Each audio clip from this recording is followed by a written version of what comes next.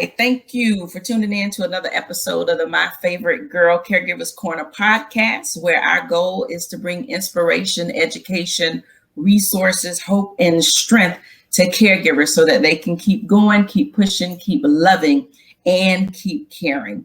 I often receive calls and messages on social media from those who are inquiring about different resources and just help for themselves or someone else that they know are caring. And so what I decided to do, as I stated in my last podcast, what I decided to do is to bring these resources to our listeners. Some of them don't know some of the things that we have right here in our community in the Tallahassee area, those in Tallahassee and surrounding areas. And a lot of these resources are actually not just for this area, but for those across the state and across our nation. And so what I wanted to be able to do is bring different ones on that I can have conversations with to talk about the resources, talk about the areas that they're working in, and to provide you with those resources. So today I have the privilege and the honor of having a conversation with Tomeka Norton-Brown, who is the project coordinator for the ACTS2 Project,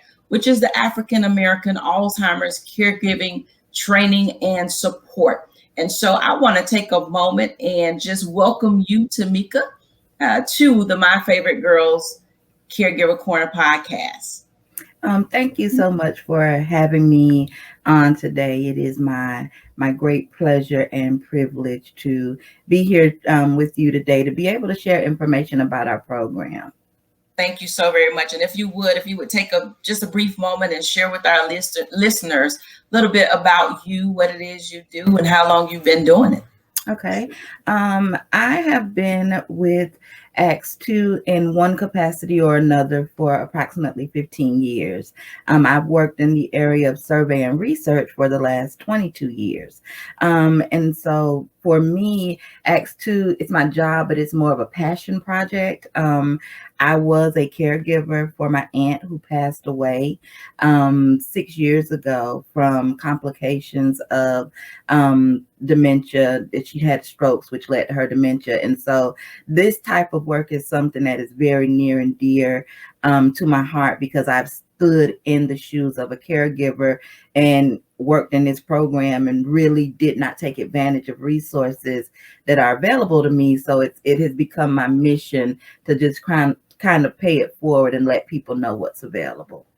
That is absolutely amazing. It is something when it becomes a passion, when it's something that you love to do, it's easy. You don't. Somebody said that, when you have that passion, you'll never work a day in your life. And so I can honestly say that I appreciate you. As I talked with you before, let you know, ACTS2 Project is actually one of the resources that I often share with people, but I can only give so much information based upon the knowledge that I have. So that's why I wanted to bring you on. I do have you all linked through my website. So whenever somebody asks me, I send them to my website, to that resource, to your website, so that they can get the information, because I think education is very key to what it is we, even in caring, educating yourselves. I tell people a lot, no matter who you're taking care of. And I know that I don't want people to be confused and thinking that this podcast is simply for those who care for those with dementia and Alzheimer's. It's for all caregivers. That just happens to be my journey. My journey is caring for my mom, who has dementia, as well as my grandmother. So I have both of them. But I tell anybody, whenever you're caring for anybody, no matter what their issue is, education is key. Find out everything that you can about what it is they're dealing with, so that you know how to serve them better. And that's how I look at caregiving. I look at it as serving. And so, you won't know how to do it effectively if you don't educate yourself and learn about it. And so that is what this is all about. So thank you for the services that you provide. And thank you for this opportunity to share those services with those that are listening on today. So we're just going to dive into this conversation. It's not going to be too long, but long enough for us to get the information out. And I'm just going to read a little bit of research, some that I got from your website, which is right in line with, the research that has been done. It says research shows that Alzheimer's is disproportionately affects minorities, especially African Americans. African Americans, older adults, are approximately 2 times more likely than non-Hispanic white older adults to develop Alzheimer's disease and related dementias. 80% of adults with dementia receive ongoing care in the home from family caregivers. Although caregiving demands are high across races and ethnicities, African Americans spend more time in caregiving activities than non-Hispanic whites. They're also more likely than other caregivers to perform the most demanding caregiving tasks. Many African American caregivers experience high levels of emotional distress and compromised health. And I've been doing this for the past 5 years, caregiver for my mom for 5 years, for my grandmother for 4. And so 5 years, I can honestly say that that is very true. It is very true that, you experience high levels of emotional distress. And if you don't find a way to channel that stress, you'll find yourself in a situation where, because research also shows us that a lot of times those that are caring will end up passing away a lot sooner than the person that they're caring for. And so, having another avenue, finding out what it is you can do to help channel that and help get help for that is very important. So looking at those statistics and looking at the research, tell me a little bit, what exactly is the ACTS2 project? What we do is we provide skills training and support for African American caregivers of loved ones with Alzheimer's or dementia for some of those basic reasons that you just stated. In the African American community, we're less likely to seek out help from folks outside of the family or outside of the church. We're less likely to seek out resources and things that can be beneficial to us. I was raised, in Jefferson County, rural county, taught that what happens in the house stays in the house. And so even I worked in this project when I was caregiving and still did not take advantage of resources that I knew were available, simply because, I had watched my grandmother take care of other family members. I'd watch other members of the community take care of older family members. And so my mindset was such that you do the best you can with what you have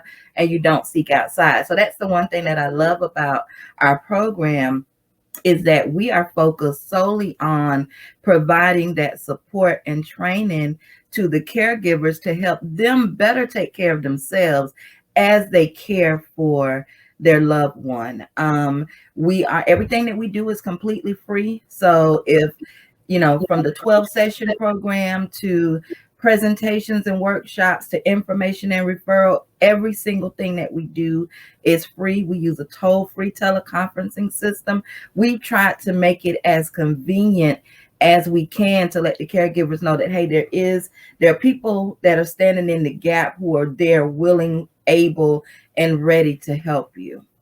And you said something that was very key, which is a lot of times we were taught what goes on in the house stays in the house. And so when we were faced with these different behaviors and scenarios, and mama's just not acting the same, or grandma is saying something that is just not her, we didn't seek out the help to figure out, one, what is it? Right. Or we were taught when you get older, you just get senile. Well, what is getting senile? What does senile mean? We never learned about the fact that there are so many forms of dementia. Alzheimer's is just a form of dementia. We weren't taught that. We were taught they get senile. Right. And that is a terminology, but what exactly is it? And so we're seeing this running our families, for me, it's very close to home. It's something that I'm very familiar with and close to because I've seen it throughout my family. My grandmother, my grandfather, both my mom's mom and dad. As a matter of fact, my grandfather went missing back in 1979. He actually walked off from home. He had dementia, and he and my grandmother were at home, and I think she had gone, from my understanding, she had gone into the house in the restroom. He didn't know it, and he walked off looking for her. And he went missing from 1979 all the way up to 1991. They finally found his remains out towards Monticello, digging in a ditch out there, and came across the remains. But I mean, we had like a $75,000 reward for anybody that had any information. I remember growing up and my mom driving up here a few times because there would be someone that would call and say they saw him or they had information, only for it to be a dead end. But, even in instances like that, we just did not take the time to research it or to talk with the doctors to say this is going on, because we're taught it doesn't go outside of the house. And I'm glad that we're moving beyond that in some instances, but I realize as well that there's still a lot of instances, especially not to be belittling or anything of that nature, but especially in the African American home, we're taught to keep it in the house. Exactly. And we cannot afford to keep keeping it in the house. And a lot of it, I think, too, it goes back to something else you said, church. We're taught, we pray about it. You give it to Jesus and nobody else, right? And so we feel like we can only talk to Jesus, or those in our immediate circle who have seen it, who know about it, because I don't know if it's embarrassment. I don't know. But we have to get out of the space of thinking that we can't talk about it. We have to educate ourselves, and we have to learn more and more about it. And it takes me over to, I was watching the video, the interview that you did that's located on your website, where you had the interview and you were talking about the stigma that is there in the Black community with going out and getting help and getting the resources that you need. And so let's talk a little bit about that. I said a little bit, but why? Why is there such a stigma, you feel, when it comes to this? That is one of, in my experience, has been one of the biggest barriers to people reaching out and getting help. I mean, if you think about it, you think about, okay, there's a family and grandma has gotten dementia, and there's this one sister or aunt who is the one who has stepped up to the plate and is the one that's doing the caregiving. You think about the hope would be that everyone else would rally around that one person to uplift them as they're trying to do their best to take care of the grandmother. But sadly, a lot of times that does not happen.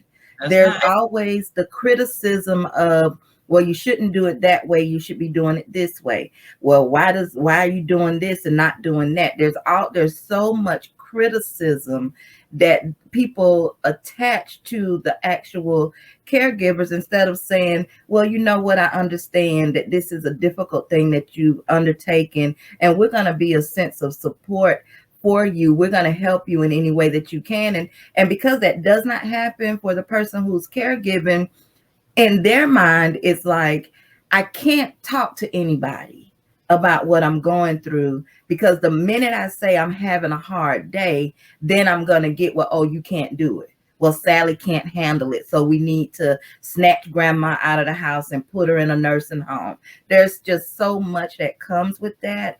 And then in the African American community, if you think about it, I was talking with someone yesterday. I said, if you think back to your childhood, everybody had an Uncle Pete or Uncle Joe or somebody that was just in the back room, that as young kids, we all were like, well, there's something wrong with them. We're not quite sure what it is. So we all grew up around people who were dealing with the disease, but we didn't know what it was. And so we have these ideas that, people with Alzheimer's or dementia or related dementia, these are people that we should be afraid of, or these are people that, we can't do this or we can't do that, and not understanding that these are actual people who have a whole lot of life left to live, who have a whole lot that they can still offer. And so we have to break down all of those things that have been programmed in us from very, very young, especially in the African American community. There's so much that we have to just even break down before you can get to a point of a person feeling comfortable enough to open up to you and say, you know what, today hasn't been a good day. I've had some struggles and I need some help. We've got to get out of that mindset of always wanting to point the finger at someone about what we think they should or should not be doing, when we're not the ones that are in that home. We're not the ones who are in their lived reality. We just need to be supported. And that's one of the great things that our program does, is that we focus on that caregiver. We give that caregiver a safe space where they can come in, and we're teaching them skills that are going to help them not only with their caregiving, but with their day-to-day lives. And we are giving them the opportunity to say, these are things that are important to me. These are things that I want to work on. And so as a people, just in general, we've got to do better. When you know better, you're supposed to do better. So we know better now because the word is out. So we know better. So we need to start doing better. Yeah, when you said that, it made me think about, I don't know if you remember the movie, I want to say Big Mama's House, Soulful. That's the name. Yes. Movie Soulful. And, and they did have an Uncle Pete in Soulful, who Uncle Pete was in the room. Right. And Uncle Pete very well may have had dementia because he was taken care of and he didn't know anything. And they looked for the money. And then when Uncle Pete dropped the TV, out came all the money. Right. But you're absolutely correct. Every one of us have had somebody in our lives that, and we didn't understand it. Right. And, there's too much out there now to remain in that space of just not understanding. Right. And, this is going to be another podcast, but there's another one that I am going to do when it comes down to caregiver support. Like you said, it's always the one person who steps up and says, you know what, I'm going to handle this. I'm going to do this. I know for me, one of the things that my mom always said, and maybe it's one of the major reasons, is not but probably one of the major, she always told me she didn't want to go into a nursing home. It's one of the things that she kind of drilled. She did not want to go into a nursing home, and that, along with the fact that I just feel that obligation to just simply take care of my mom. Why? Because she did it for me. Right. She sacrificed a lot. She gave up herself. And so, yes, there's that, I have a book that I'm writing that's called Love in Reverse. And that's exactly what it is, because, growing up as children, they do it for us. And there's actually a scripture in the Bible. If we want to go biblical, there's a scripture in the Bible that also obligates us as children to take care of our parents. Right. And so I do it for that purpose, because I love my mama. I love my grandmother. I didn't expect to have both of them at the same time. Nobody would have ever told me that it would have been this way, but God knows, and that's the beautiful thing about it, when you realize that God's purpose and his plan is so far above ours. Absolutely. And so when situations happen, you step up and you do what you have to do. And so, back to this, I love the fact that it is a source for caregivers. I know I am one. And if you read my posts, if you follow me, I share stuff. I don't share every detail of it. But I share enough because I want people to understand, this is not a walk in the park. I can post all day and all night the funny moments that happen. And that's exactly where it started with the mama moments. because she's funny right now. I mean, every single day I could post something if I chose to. But I also want people to understand, just like this morning, I post this morning, you know, if you look at the word, if you hear the words rude and disrespectful, just know that they both define dementia.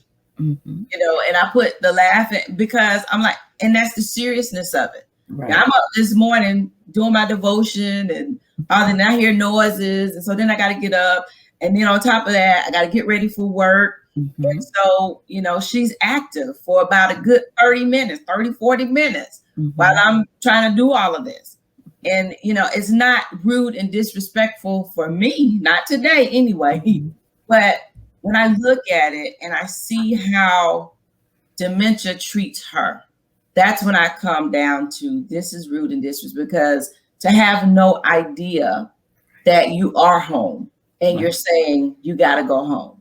You know, this morning I was, ma'am, I'm so sorry, ma'am. I didn't mean to, ma'am, you know, but when I look at it and I say it's rude and disrespectful, I mean rude and disrespectful to her today anyway. Now, there are times when it's rude and disrespectful to me, but today I was thinking in terms of her. And so having this resource is very, very important, because as caregivers, the caregivers need an outlet.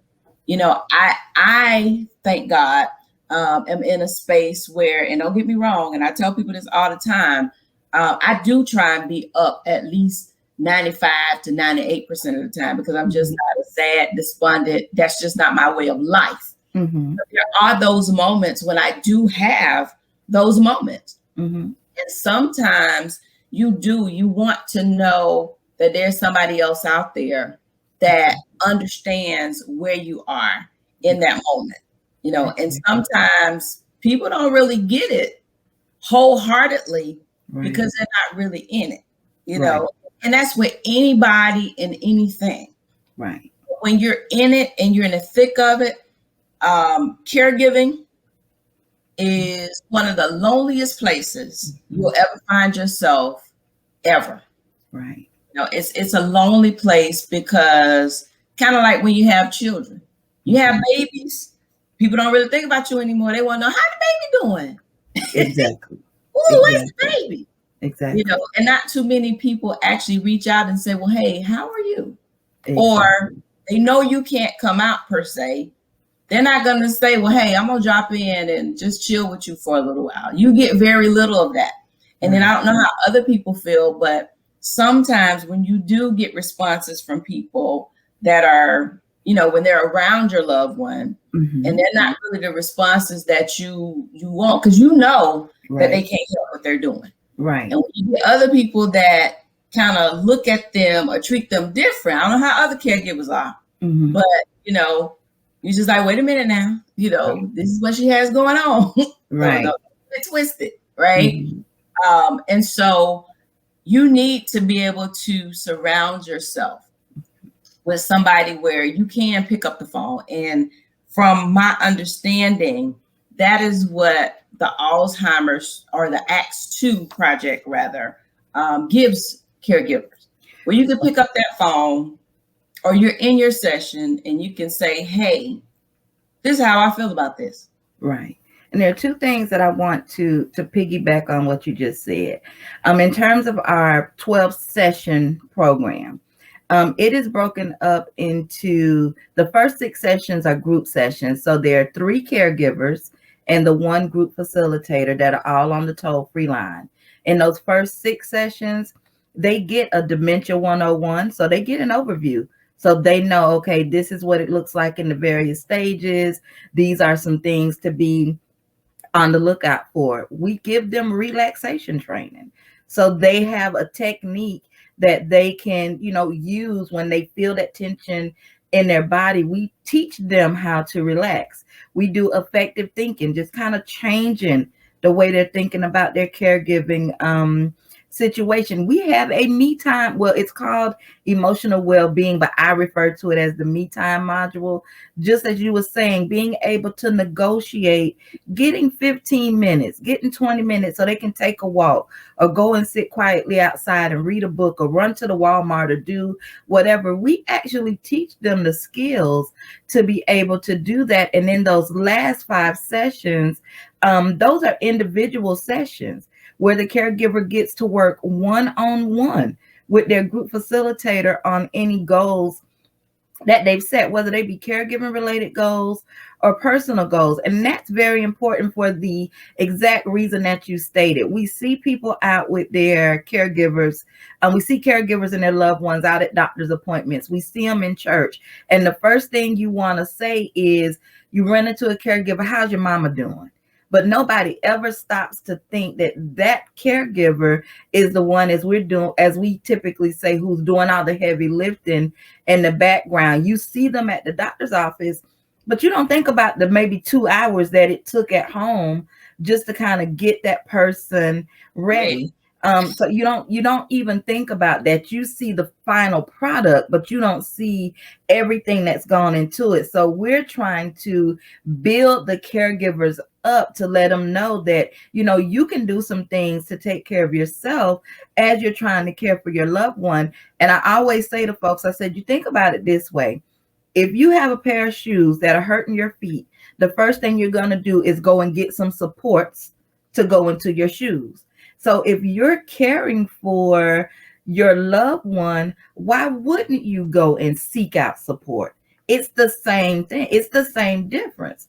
You have to seek out any support that's available, to you. And I always say, I didn't take advantage of things. I developed high blood pressure and anxiety and insomnia and all of those things because I was trying to work a full-time job, be a wife, take care of kids, do everything on my own. And so I'm very adamant about never feel that you can't reach out to somebody and say, hey, I don't know where to start. Call us. We're toll free. Right. Give us a call. Call and ask the question. Get some help to get pointed in the direction that you need to be pointed in. It's absolutely a judgment-free zone. Just take advantage of it. And it's essential. It's very, very, forever.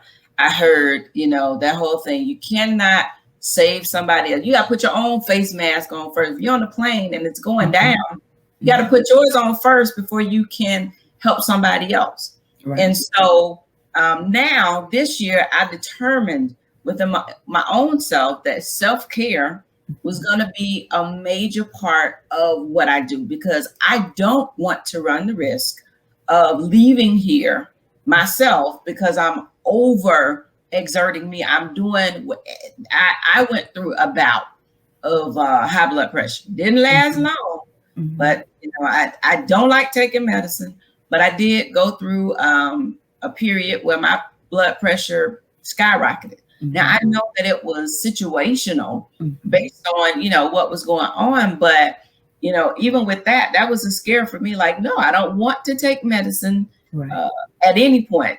Forget the rest of my life. I don't even want to take it for a couple months. Right.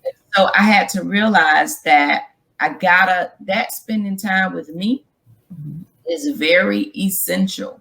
I don't say I get it right every single time. Sometimes I do skip moments, but for the most part, in 2021, especially, and then when you added COVID to caregiving, that was a whole different ball game. Absolutely. And so prior to COVID, at least I was able to, on the weekends, I look forward to my weekends because I had persons that came in and were able to give me that relief. And so my daughter and I, we were able to go out to the movies or go get a pedicure or do whatever. And then COVID shows up and you're talking about a whole year of not going out, not doing the recreational things. That's a lot. It's a whole lot. And so, for me being able to share my journey, I do a lot of journaling. I tell people that all the time, get it out of here. Right. Put it somewhere. Even if you have to rip it up, tear it up, whatever. But get it out of here, Yeah.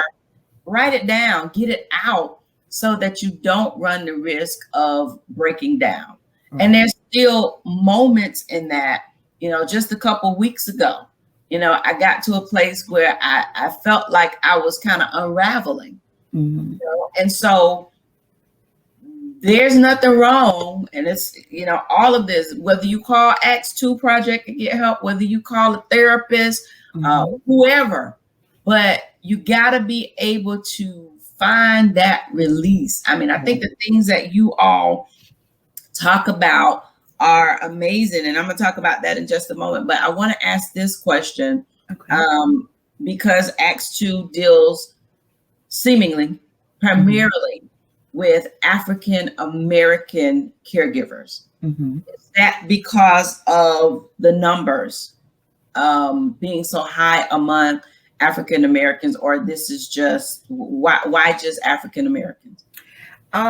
It's kind of twofold. It is because it does disproportionately affect African Americans because there are more Caucasians, but if you look at the actual data on it, the numbers among African Americans is rising at a disproportionate rate because we have more high blood pressure. So there's a lot of stroke related dementia. That was what my aunt had. And so we're living longer. And so, those are just things that are contribute to it. We carry a lot of stress that contributes to it as well. And I will say that although our 12 session program is for African American caregivers, anybody who calls us, we will, connect them to resources that are in their area. So it's the 12 session program is specifically geared for African Americans, and we're faith-based. We're faith-based, but we're ecumenical. And by faith-based, it just means we've woven in elements of prayer, scripture, faith sharing into the actual sessions. But even that, if someone's not comfortable in participating in that portion, they can lay their phone down or they can put their phone on mute. We just want to be able to reach the caregivers. And because we are less likely, for some of those same reasons that you stated in the beginning, we do more of the caregiving in home. We are less likely to say, to go to primary care and say, well, I think you need to send me to a therapist because I'm dealing with stress. The first thing we're going to do is we're going to say that we want to pray about it. That's going to be step number one. Then there may be somebody that we trust down at the church that we might talk to and kind of tell what we have going on. So we've tried to take all of those elements that, for African Americans are things that we hold near and dear to us, the faith-based, the having a couple of people in the group who are going through the same thing that you're going through. Even our facilitators, they're lay persons from the churches who have either been nominated by their judicatory leader or they've come to us and said, hey, I think I want to deliver the sessions, and we train them to be able to actually deliver these sessions. It's all about for me, the way I look at it is we're trying to create that safe space. Yeah. Because I've been there and done that, I know that we don't take advantage of things that are available because, I might reach out to my primary and the first thing they say is, well, let me set you up with a therapist. And I always half jokingly say, I'm not going to lay on anybody's couch to tell them anything, half jokingly saying that. Right. But my mindset, because of the way I was raised, was that you pray about it and you deal with it in that way. But, faith without works is dead. So we have the faith, but these are the things that we have to actually do to activate that faith and to do, God put resources here for us for a reason. And we need to start taking advantage of things that can help us. Absolutely. And there's nothing wrong with having Jesus and a therapist. Absolutely. Nothing wrong with that. Absolutely. And there's nothing wrong with prayer. Okay. Absolutely. We're not saying don't pray. Right. Prayer is key. Mm-hmm. As one whose faith and whose relationship with God has been carrying me for the past 5 years, I recommend it to everybody. Absolutely. Everybody, because it has been the prayers, it has been the word of God that has brought me these 5 years. Right. And it's going to carry me throughout however many years I continue. But there's absolutely, and I cannot iterate that enough, there's absolutely nothing wrong with getting the help you need. Right. God is the one who gave the ability to even your doctor to be able to diagnose you, to be able to treat you. Same with the psychologists and the psychiatrists and the social workers. Same thing. You know, this is help. And sometimes we pray and we ask God to give us help, and then He provides the help. And because it's not the way we think it should come, then we don't reach out to get it. But this too is a means to be able to help you, being able to connect with those. And I mean, the great thing about it, you all are providing the training. These are not just people that just say, hey, I want to do this. Right. No, there's training that they have to undergo in order to be able to facilitate the conversations, to facilitate the sessions. So, you know, please, by all means, get the help that's needed. And so when we talk about the program itself, it's a 12-week program. And is it all telephone based, or is there some in-person sessions? No, ma'am. Everything we do is done by telephone. We switched to that. We used to have a telephone and face-to-face module. And what the research showed us was that for the telephone groups, we had less likelihood of people actually dropping out. So everything we do is by telephone, from the screening into the program. In order for the caregivers to participate in the 12-session program, they just need to be an African-American caregiver, we call relative caregiver, and we even loosely define relatives. So it can be someone who's looking after Miss Susie down the block, who may not be their blood aunt, but they love her like an aunt. If they consider that person a relative to them, then we consider that person their relative. They have to just spend 6 hours a week in caregiving.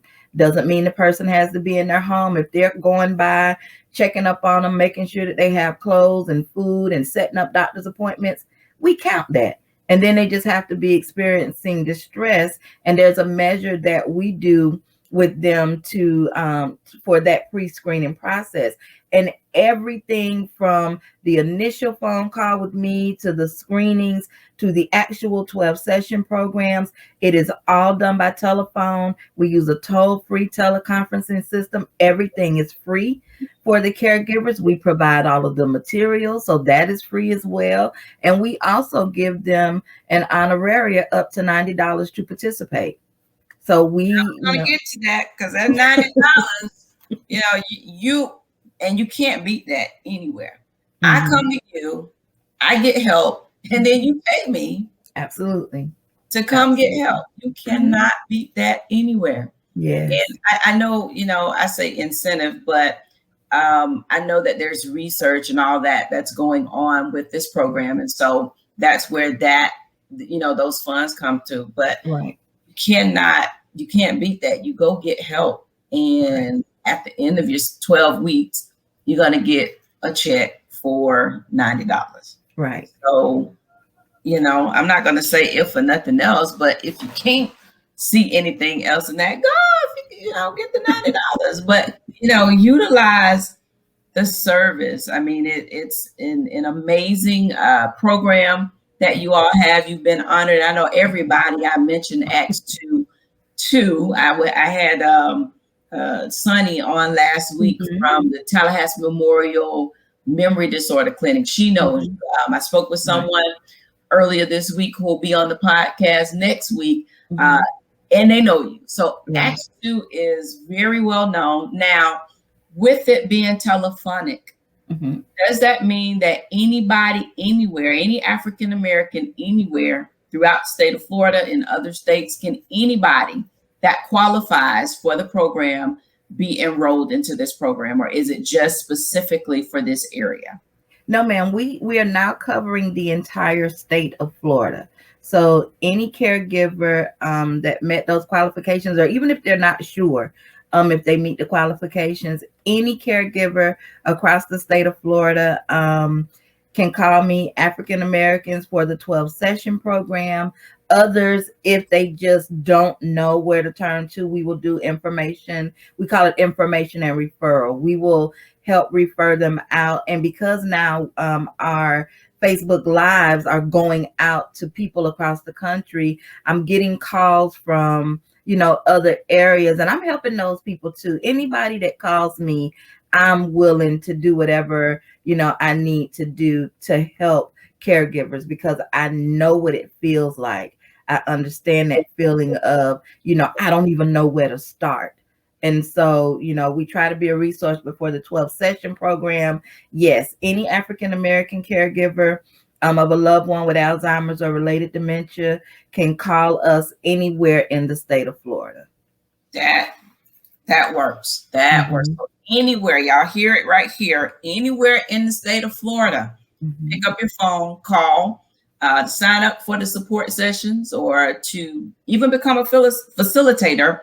You can call the toll-free number at 866-778-2724 or local 850-274-4945. You can ask to speak with Miss Tomeka Norton-Brown. Email address is tnnorton@fsu.edu. Reach out, get the information. If nothing else, if you can't qualify or don't qualify for the program, she just says she's willing to provide information to help get you the assistance that you need. So take advantage of this opportunity. Now, when it comes to the 12-week program, some of the things that are discussed: effective communication, learning to recognize different patterns of thinking and how they impact the way you feel and respond to your loved ones with dementia, family members, and healthcare professionals. Very important, effective communication, especially when they're going through some of those different behaviors that you don't really recognize, and new behaviors, some of the things that they repeat. Sometimes people get annoyed. That's one of the greatest things that annoys people that don't really know Alzheimer's and dementia, is that repeating over and over again. They will say the same thing 500 times. And for some people, it annoys them. I've seen it over and over again.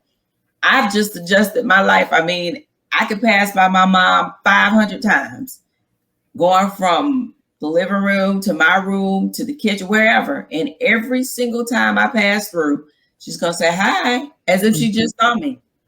Or she'll ask the same question. And so you learn to just answer it each time. Don't get frustrated, but you answer it. Yeah, girl, that happened. That's me. Usually I'm walking through saying, hey, sugar. And she loves that. That lights her up. But you learn that. So effective communication, memory loss, learning about the different types of dementia and how to cope effectively with those. It's more than just Alzheimer's. There's an umbrella of them. And so learning about them, learning and understanding what those, the areas of the brain that are affected, those areas, and how, when you learn that and you understand that, then you're able to serve better. I cannot say that enough. Learn it so that you understand.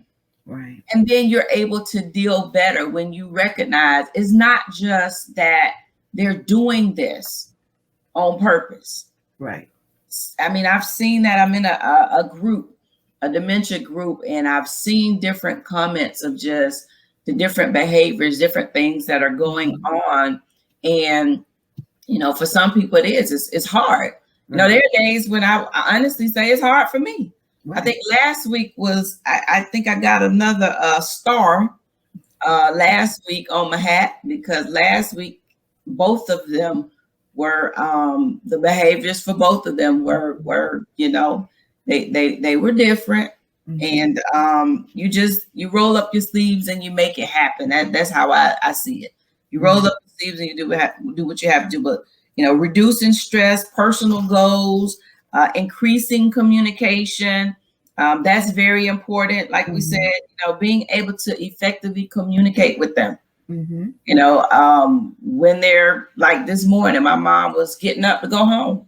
Well, we're already home. Right. And so it's not good enough to say you already home. Right.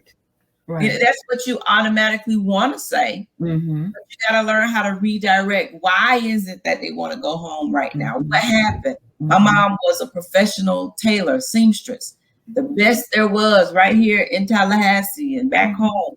And so she still has to go to work. I got to fix the people's clothes. I got to get home. You got to learn how to redirect. I've been tempted to bring a sewing machine back in. I just don't know what that really looks like, because she's not really able to, you know, use her hands and all that stuff as far as knowing how to do that. But, you know, learning how to redirect, one of the resources that's on my page as well. And it's actually how I got involved with this other group. The book that Vicki, her name is Vicki Nolan Fitch. And she wrote a book that's called Dementia with Grace. And one of the things, because my mom went through a period of about 2 weeks where I had no clue like what was going on. It was 2 weeks of just very aggressive fighting, the whole everything. And so usually if something changes, I'm trying to research and figure out what I can do different. And so I ran across this book. And excellent book. I recommend it to anyone. It's called, she actually just released 2 weeks ago, a second version of it. But in the book and reading the book, one of the things she talked about is that there was this one lady who was in it, because she worked in a nursing home for several years. But there was one lady in the book who every day around 3 o'clock, she was ready to go. Every single day, ready to go. And so they could not, for the life of them, figure out why this lady is ready to go every day. She's getting the purse, ready to go every day. Another guy would get up under his bed every day, and they couldn't figure out, why is he getting up under the bed? Well, with the lady, when they did the research and asked questions from the family, found out she was a nurse, and her shift at work was from 3 to 12. Every day around that time, she would be ready to leave. That's important information. Right. You know, the guy find out, they asked his family, nobody knew. Well, it wasn't until one of his brothers came for a visit, and come to find out, years past, he was a mechanic in the military. He fixed on airplanes. And so his job called for him to go up under the vehicle. And all of that is important information, but you also have to learn, educate yourself. Those are great questions to ask. There's some behaviors that my mom has that, you know, I'm trying to figure out who to ask, but it's good information because it helps you to deal with them better. And so learning those skills, dealing with the difficult behavior, all of this are the things that you all teach with this ACTS2 project. And so, you know, again, can't iterate it enough. If you are dealing with this, don't keep it in the house. You know, some things that go on in the house need to come out of the house, and you need to be able to educate yourselves, not just the individual that's the caregiver, but the family members. I think that's important. You know, you talked earlier about the one person, then everybody else who don't care for them directly, but have a lot to say. You know, thankfully, that's not the case with mine. Mine don't really have a lot to say. But, you know, for some, it's not enough to tell people what to do. Educate yourself so you know, because when you're not staying there, you don't get the different things that come along with it. Exactly. The mornings that I get up to get prepared for work, and when I walk down to do my normal routine of cutting off lights and what have you, Mhm. when you realize you got to clean up a mess off the floor. Exactly. And so you got to stop getting ready for work, and you got Mhm. to take care of what you got to take care of, Right. or other things that happen. I'm not going Right. to share all of down here, but other things that happen. The emotional side of it. People Right. miss that. Right. It's very emotional when Mhm. you're in the middle of caring. Mhm. And I don't know how many actually talk about it or deal with it. It's actually something in addition to the podcast, I also have a blog. And Mhm. so, periodically I go in the blog and I write what's right here.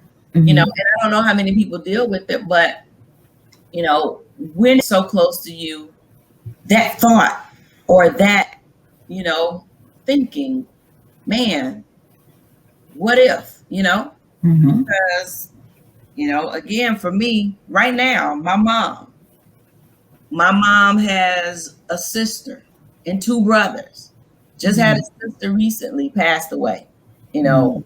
other family members. And so when you're caring for them and Mhm. it's all right here, Mhm. that stuff you have to process and deal with Right.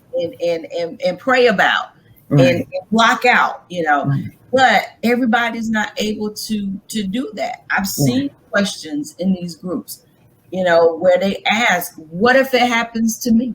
Mhm. When you're dealing with these behaviors, do you want your children to have to deal with you? Those Mhm. are all valid questions Right. when you're in it. And so, resources like the ACTS2 Project are great to connect with. Right. And Great the to connect with.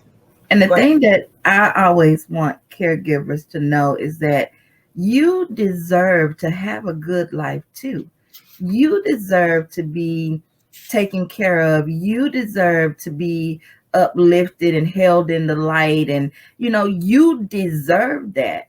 And so you're constantly, and I will say we, because I do it, constantly putting everything out for everybody else that you feel empty inside. And some of those same things that you were talking about is, you start to question and you have these wonders. But as you said before, educate yourself.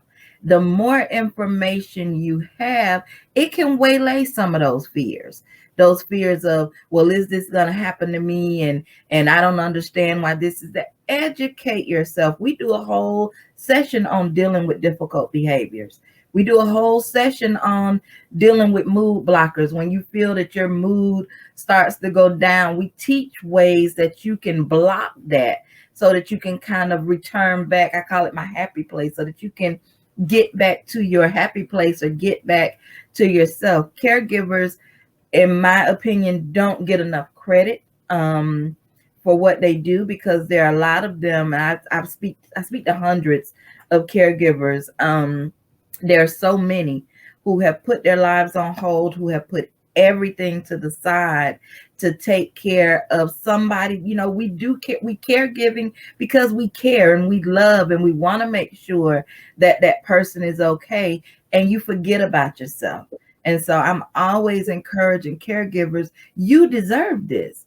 If it's just a 12-week program that is going to give you that 1 hour a week where you connected with other people who are kind of going through the same thing that you're going through, you're worth that. You deserve that. Take advantage of that. Learn as much as you can so that you can share that information when other family members come around and say, well, you need to do this and that. You've got something in your toolbox that you can say, well, no, my training has taught me that I handled this way, or my training has taught me that this is just a symptom of this. So you've equipped yourself with something that will help you get to that next stage. Yes, I love that. You deserve this. Absolutely. And those 15 minutes out of your day can mean everything for Absolutely. you. I just learned, I think it was last week or the week before last, And that's another session we're going to have as well, because people don't know of all the resources. But I just learned 2 weeks ago that I could actually have respite hours for my mom and I didn't know that 5 years in. And I just found that out when I was inquiring about something else. Right. And so will I be taking advantage? Now, some of it will be for work because I travel, but just even on a personal level, having somebody to come in for a weekend, and I'm learning, do staycations. Absolutely. And I have a friend of mine who really tried to encourage me, go get you a room. And I was hesitant for different reasons, but I'm taking advantage of those things now because I'm realizing more and more it's important for me. One of the things that I started doing a lot more, I just stopped because I'm busy. Sometimes it was busy just to occupy, my mind, just to be able to occupy and to replace the thoughts of, what's going on. And so I had to realize it is okay to just sit down and just relax. Absolutely. And do nothing. And I can honestly say that I've enjoyed it over these past couple months. I've enjoyed just putting my phone down because sometimes I keep the phone on. I learned how to just put the phone down, leave it in the room. I go sit because sometimes that's the only time you get a break. I know for me, I have somebody that's here while I work. And, so I'm usually in my office most of the day. The moment I walk out, my mom wants to follow me because I'm not the daughter anymore. She really thinks I'm her mother. And so she wants to follow me everywhere. Now, what we also realize is that after 5 o'clock, now my mom could be still, sometimes, she's active throughout the day, but for the most part, more days than not, she's kind of sit there and fall asleep or do whatever. I kid you not, every single day. When I walk out of my office and I go out there, it's nonstop. It's like she doesn't move actively for real until I go out. And so sometimes the only time I can really breathe is by staying in my office. Right. Because once I walk out, it's game on. Right. Until she goes to bed. Right. And it's okay. It's just, usually I'm done. I got to do this, and this. I'm trying to get food and get them prepared and what have you. And so, I'm learning how to even just take those moments and just, once she goes to bed, not do other things. Just this is my moment to just relax. I love, sitting in my jacuzzi, just chilling. I got one of those bath boards that I didn't know about them until I think last year I ordered the thing. I didn't know anything about a bath board. But I got it, and man, I set up my bath board and my journal and my iPad, and I'm good. Right. But you got to find that outlet. And I think that, this resource, the ACTS2 Project, what you all are doing is a phenomenal resource. And I'm glad that it's not just for those that are here, but throughout this state of Florida and perhaps eventually throughout the United States, because you do, as you stated, and I do want to touch on that in just a second, and we're going to get off, but even with your lives, you all provide some awesome materials, some information, even during your lives. Usually when I see them, I post them on my page because that's information that I want other people that are following the My Favorite Girl and the Alzheimer's. I want them to have that information. It's not information that I can provide directly, but if I can share it because it'll be a help, that's what I do. And so how often are you all doing your live sessions? We do them once a month. So each month we have been focusing, and I was trying to find the flyer for the one for in July. So each month what we do is we do a Facebook Live workshop, and we bring in different topics. So we've done caregiving in COVID. We've done spirituality. We've done statewide resources. And the next one that we're going to do is going to be on July 8th from 7 to 8:15. And we're going to be focusing on caregivers. We're going to have 3 caregivers come on. They're going to talk about their experiences, things that they've learned, things that they want to share with others. So we're going to put the spotlight on caregivers, and we feel that that will help others see, if they're doing it and they can get through it, then hey, maybe I can do it and I can get through it too. So that one will be on July 8th. They're on our ACTS2 Facebook page. They are free to participate in. We'll have a flyer up on the page. It's ACTS2 Caregiver Project. We will have a flyer up on the Facebook page. If folks want to pre-register, they can just click the link and I'll get their information, or they can email me directly. And all the pre-registering does is if there are materials like PowerPoints or presentations or things like that, then I just send that out typically the day before the actual event. But we encourage everybody, to come and participate in those workshops. And we save all of the videos on our page. So even if there's something that they might want to go back and look, like we did one on medications and Alzheimer's, we did one on difficult behaviors. So if there's something that they want to go back and look at, they can always go to our page, click on the videos, and all of those past workshops are there and saved on the page. Awesome. And we will share that information out on our page as well, just in case they miss it. And so that is coming up July 8th. Great information. It's live, and you can ask questions. I've done it. You can ask questions during those sessions, and they take the opportunity as much as they can to answer any questions that you may have. So definitely tune into that. Tomeka, thank you so much for this opportunity. Thank you for coming on, sharing this information with us, with our listeners. Want to give the information one more time. To sign up is toll free at 866-778-2724, or you can call the local number 850-274-4945.